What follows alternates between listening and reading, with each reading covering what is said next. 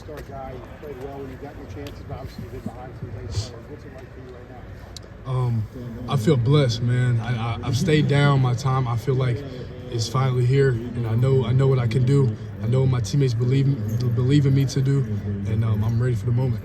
What can you do? Explain to people around. We've only seen you in bits and pieces, kind of. What can you do? I can do everything. That's the beauty of it. I can do everything. I can play the slide, I can play outside, I can block, I can catch, I could be in the backfield, I could throw. So defense. I played quarterback my junior year, so defense got a lot of time. Are you most in the slot right now? Yes, most of the slide right now. Yeah. How different do you feel from a physical and mental standpoint than maybe you were in just one last year? Definitely physically and mentally, both. I feel a lot different. My body fat has gone down a lot. I've changed my body. I've got with our nutritionist Kayla here, and we've just been on it. She's been on me, and I can't thank her enough. And then mentally, it's like you have kind of a change of mindset when you're starting. I said that before, but it's real. Like you have a change of mindset, and I feel like I'm ready to go. Last year, at this point, like you knew you were going to play, you just didn't know maybe how exactly you were going to use or how often. Now you know you're going to you're fighting for that starter role. Just how much does that change? You mentioned it changed. In what ways does that change? It changes your mindset because when you're a backup, I've never been a backup my whole life. So coming in here off the rip, it was already like, okay, now I got to learn, I got to watch, I got to grow.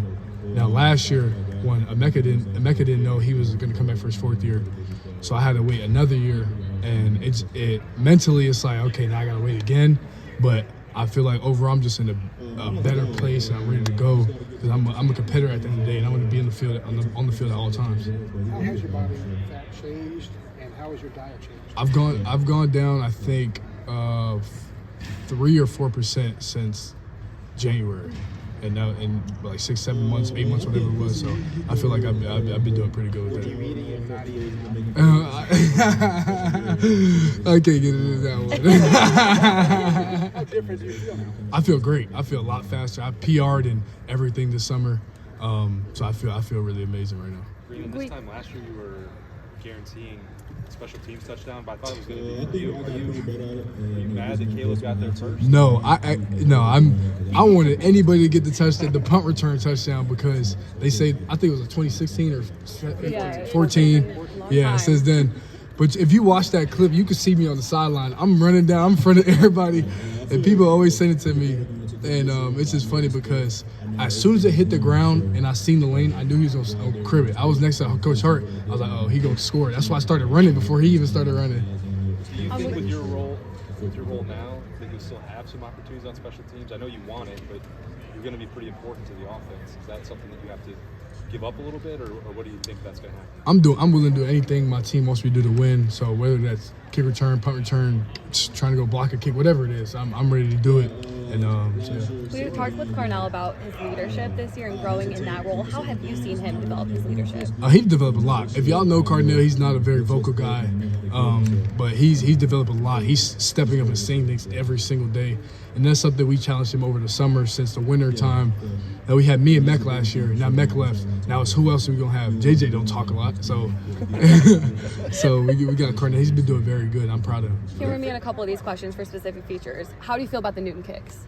The what? The noon kickoffs. How do you feel about that? Do you like that? I like night games. That's my thing. I like the spotlight. Everybody watch primetime games, and I like the pressure. Pressure is a privilege, and that's what I love. Do you believe that Jeremiah Smith could win a Heisman? I said it after the Rose Bowl. I was on Instagram live after the Rose Bowl. I said he coming for the Heisman. For sure. Thank you, Brandon. Speaking of Jeremiah, how important is all of y'all's roles to, of course, make plays, but to also be available because of all the attention that he's going to get? Yeah, I mean, we just got to do our job. We know he's going to get a lot of attention, but if we do our job, we're all going to eat. He's still going to eat. He's JJ. He going to do what he do, regardless if he's double team, triple team. He going to do what he do. Brandon, Jeremiah's a quiet guy. As you just talked about, Carnell's a quiet guy. You're a more outgoing guy. Do you feel like you're the leader of the group because of your personality? Do you feel like it maybe drives you? Yeah, I would say so. Just because I was so vocal last year when they're not starting, and now that I'm into that role now, I feel like I'm definitely, I don't know, maybe sound crazy, but yeah, I would say they depend on me a lot to be vocal, to be that guy to say something. Like in the practice, we had some stuff to say. I can't get into it, but we brought them up, and we're in a good place. But you wanted them to rate their game, or you saw things you like, and you wanted to make sure that was clear? Just giving them motivation. That's all. Have you always had that personality? Nah, I kind of developed. I was kind of like quieter when I was younger, but as I started growing in my high school team, my high school coach challenged me to be more vocal, and it started then. How much do you think that, and then 7-on-7, and all how much did that help you feel like kind of get out of your shell a little bit? A lot, because 7-on-7 is like that's personality all over the place. So it's like it helps you grow and helps you be a better leader and a better player at the end of the day. Quieter. Sorry. What does the energy feel like out these first few practices when you guys know what that first game is going to be? What is the intensity? The intensity is good, but it's not where we want it to be. We want it to be out the roof. You feel me? We trying to do things that an Ohio State team hasn't done ever. We trying to go back to back. So I feel like we need to be even more intense than last year's practices, and we gonna get there though. How does someone like you set that tone? That's why I was just talking about that. I got to set the tone on that, and that's on me. But they're gonna see these next few practices that we gonna be right. You've obviously known Carnell and Jeremiah for a long time. So how exciting is it for all three of you guys, having played together since high school, to be together now, all as a starting receiver? Nah, it's crazy.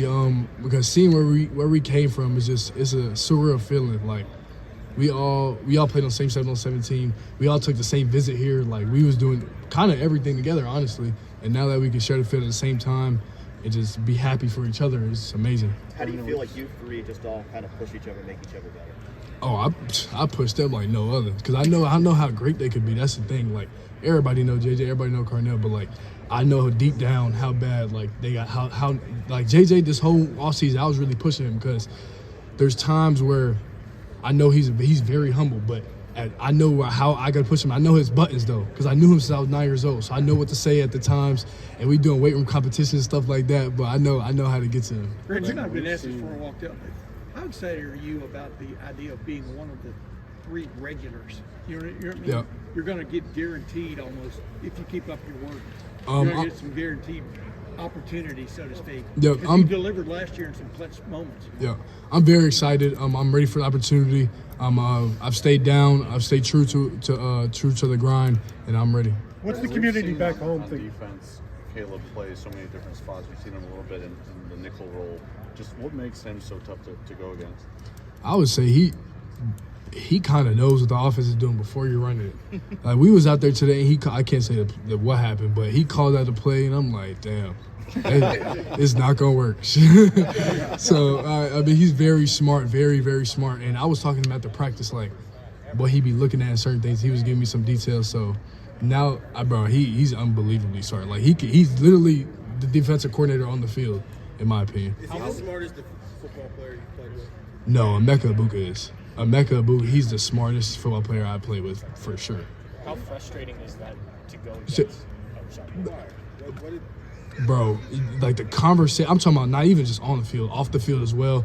Like the conversations we've had about game and off the field is just, he's so intelligent, and I try to be like that for real. Like, how frustrating is that when you're going against Caleb to have that, but then we just talked about talking after practice, how valuable is that side of it? It's frustrating that he knows what we're doing before we even ran the play, but it's actually helping. It's actually helping me, because I know, okay, now he knows, like, all right, now we gotta switch something up. We gotta line a different place or something like that. So it's ultimately switching my mindset before the play, or everybody else's mindset before the play. Glad he's on your team. Oh, for sure. Before, I mean, you could have played much earlier in your career, probably almost anywhere else. What made you decide to stick it out here? I mean, you probably knew that this time was coming. But a lot of guys wouldn't have had the patience. Why did you have the patience? Because I had the patience because of the people that's around me. The people that's around me, they kept my head on, and I always knew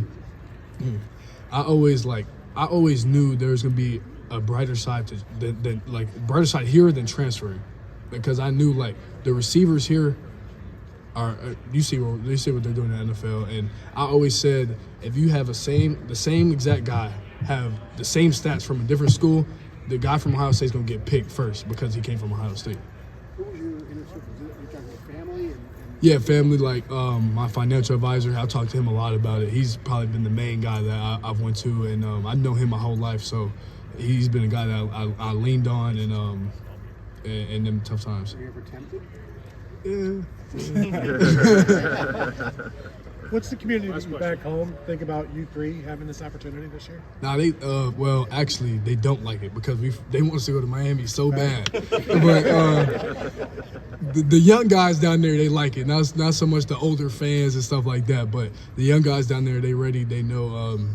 Me and JJ have played together and played against each other our whole life. Carnell has played down there, so we just ready for the opportunity. Honestly. Did you guys catch a lot of flack for coming up here? Oh. Man, yes. Yeah. Brandon, thank you. Appreciate it. Thanks, Brandon.